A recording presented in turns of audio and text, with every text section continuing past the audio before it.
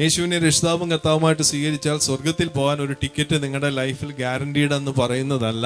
യേശുവിനെ കർത്താവും രക്ഷിതാവുമായിട്ട് സ്വീകരിക്കാത്ത ഹാനോക്കിനെ എടുത്തു, ഏലിയാവിനെ എടുത്തു. കാൽവരി കുരിശിന് മുമ്പല്ലേ ഇവർ രണ്ടുപേരും മരണം കാണാതെ എടുക്കപ്പെട്ടത്.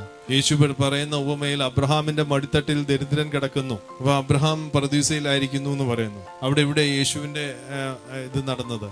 ഇമ്മോർട്ടാലിറ്റി എന്ന് പറയുന്നത് ഹാനോക്കിനെ പോലെ ഏലിയാവിനെ പോലെ മരണം കാണാതെ മരിച്ച് നിത്യജീവനിൽ കയറുന്നതിനെ കുറിച്ചല്ല.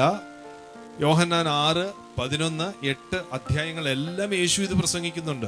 ഞാൻ സ്വർഗത്തിൽ നിറങ്ങിയ ജീവന്റെ അപ്പമാകുന്നു, ഞാൻ സാക്ഷാൽ ശരീരവും, എന്റെ ശരീരം സാക്ഷാൽ ഭക്ഷണവും, എന്റെ രക്തം സാക്ഷാൽ പാനീയമാകുന്നു. എന്നെ തിന്നുന്നവൻ എന്മൂലം എന്നിൽ വിശ്വസിച്ച ഒരുത്തൻ മരിച്ചു പോയാൽ അവൻ ജീവിക്കും. മാർത്ത പറയുന്നുണ്ട്, കർത്താവേ, ഒടുക്കത്തെ നാളിൽ അവൻ ഉയർത്തെഴുന്നേൽക്കുമെന്ന് എനിക്കറിയാം. യേശു പറഞ്ഞു, ജീവനോട് എന്നിൽ വിശ്വസിക്കുന്നവൻ ഒരു നാളും ഞാനൊരു മർമ്മം പറയാം, നാം എല്ലാവരും നിദ്ര കൊള്ളുകയില്ല, എന്നാൽ നാം എല്ലാവരും രൂപാന്തരപ്പെടും.